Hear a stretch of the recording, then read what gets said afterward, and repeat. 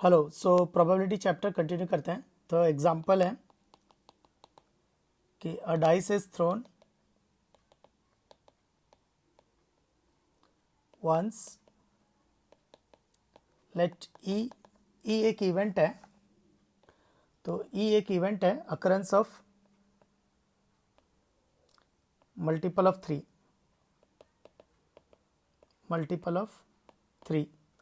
और F event है occurrence of an even number,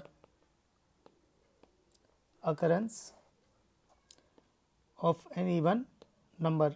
तो एक डाइस क्या क्या दे सकता है? तो एक डाइस दे सकता है 1 2 3 4 5 6। तो ई का क्या मतलब हो गया? Occurrence of multiple of three, यानी 3 और 6। एफ का क्या मतलब हुआ? Occurrence of an even number. तो 2 4 6, इसका ये मतलब हुआ। तो क्वेश्चन ये है, are these two events independent? Are these two events independent? तो अब होता क्या है कि ऐसे लैंग्वेज पढ़ के नहीं समझ में आता, लेकिन कभी कभी समझ में आ जाता है, पर हर बार लैंग्वेज पढ़ के समझ में आए ज़रूरी नहीं है। तो मैथमेटिकली हम लोग कर सकते हैं। तो मैथमेटिकली हमें चेक क्या करना है? Probability of E intersection F, probability of E और प्रोबेबिलिटी ऑफ एफ चेक करना है हमें। तो देखो, प्रोबेबिलिटी ऑफ ई तो हो जाएगा 2 बाय, क्योंकि दो फेवर कर रही है, टोटल है 6, तो 1/3। प्रोबेबिलिटी ऑफ एफ हो जाएगा 3/6, यानी 1/2।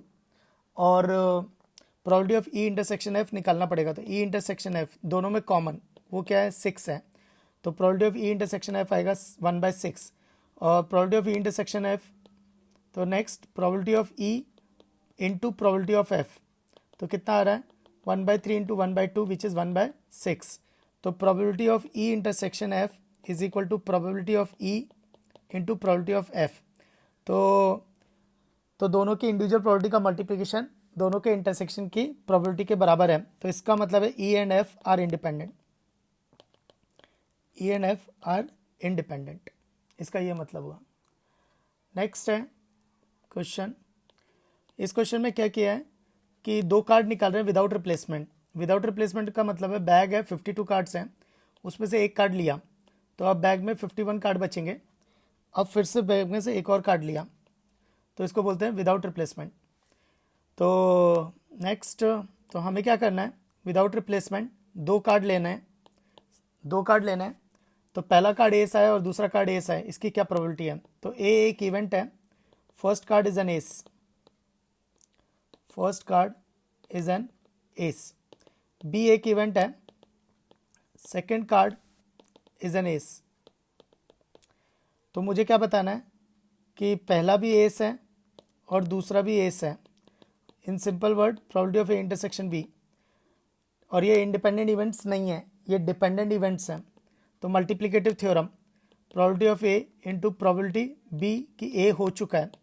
तो ए की प्रोबेबिलिटी, ए क्या है? पहला कार्ड एस आ जाए, तो बैग में टोटल कार्ड है 52, अब एस आ जाए, इसको फेवर कितनी कर रही है? 4। अब नेक्स्ट है, ये लैंग्वेज से समझना होगा कि प्रोबेबिलिटी ऑफ बी गिवन ए हो चुका है।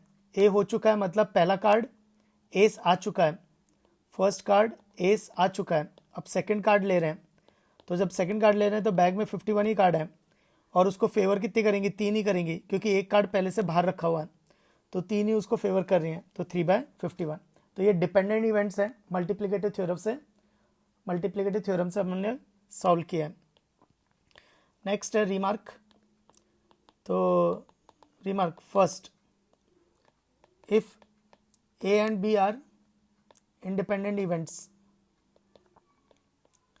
if A and B are independent events, then, तो बेसिकली हम लोगों ने पढ़ा है कि probability of A union B होता है probability of A plus probability of B minus probability of A intersection B. तो probability of A union B is equal to probability of A plus probability of B minus probability of A intersection B.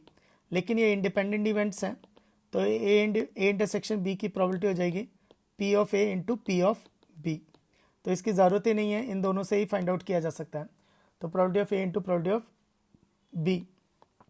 Second remark है, if A and B are independent, if A and B are independent, then A bar and B bar, A bar and B and A and B bar are also independent.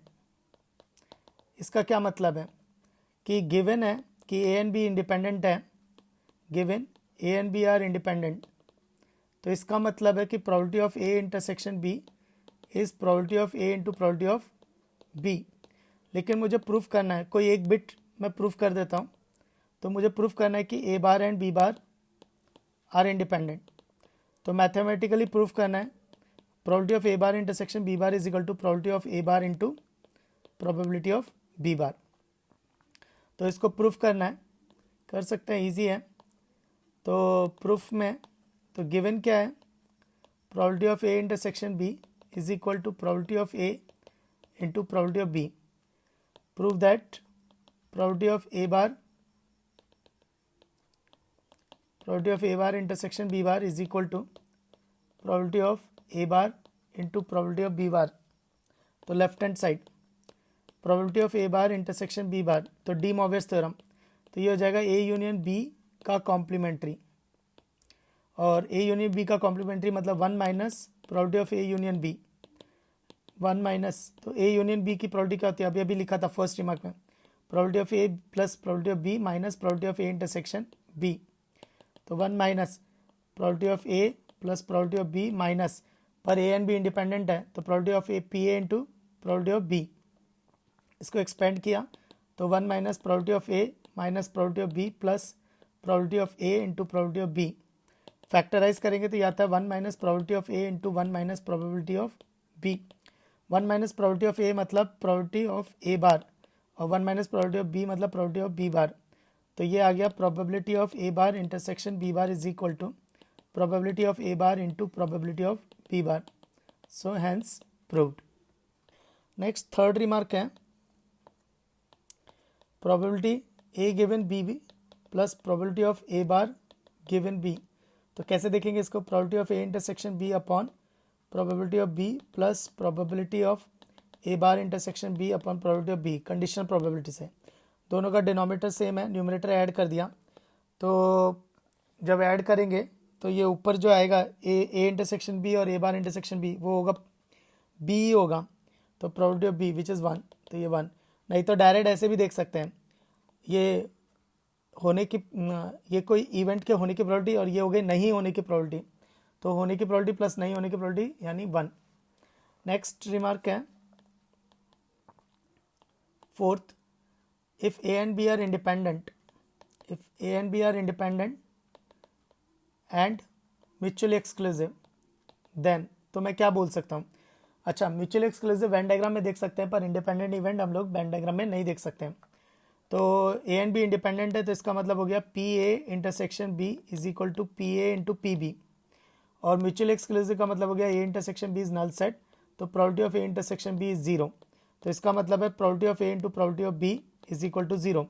तो product of two term equal to 0, तो इसका मतलब either one of them is 0, या तो probability of ए 0 है या probability of B 0 है।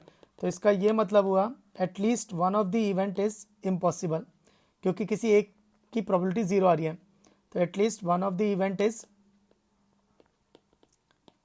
Impossible, at least one of the event is impossible.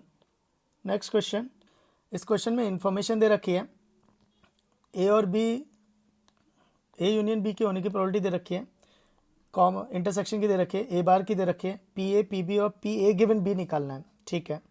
तो देखो ना, तो पी ए बार दे रखा है, तो प्रोबेबिलिटी ऑफ ए कितना होगा 1 माइनस प्रोबेबिलिटी ऑफ ए बार, तो 1 माइनस 5/8, तो ये आ जाएगा 3/8। नेक्स्ट है, हमें पता है probability of A union B होता है probability of A plus probability of B minus probability of A intersection B. A union B दे रखा है 7/8, प्रोबेबिलिटी ऑफ ए हम लोग निकाल चुके हैं 3/8, probability of B find out करनी है और ए इंटरसेक्शन बी है 1/4, तो इसको सॉल्व करके प्रोबेबिलिटी ऑफ बी आ जाएगी, तो वो आती है 3/4। तो प्रोबेबिलिटी ऑफ ए निकल चुका है, प्रोबेबिलिटी ऑफ बी निकल चुका है, probability of A given B, तो इसका मतलब है probability of A intersection B upon probability of B. तो ए इंटरसेक्शन बी दे रखा है 1/4 और प्रोबेबिलिटी ऑफ बी हम निकाल चुके हैं 3/4, तो ये आ जाएगा 1/3। अच्छा, एक मिस्टेक ये हो गई, ये कंडीशनल प्रोबेबिलिटी नहीं है, ये ऑब्ट्यूज स्लैश है। तो ये ऑब्ट्यूज स्लैश है, तो ये नहीं होगा फिर,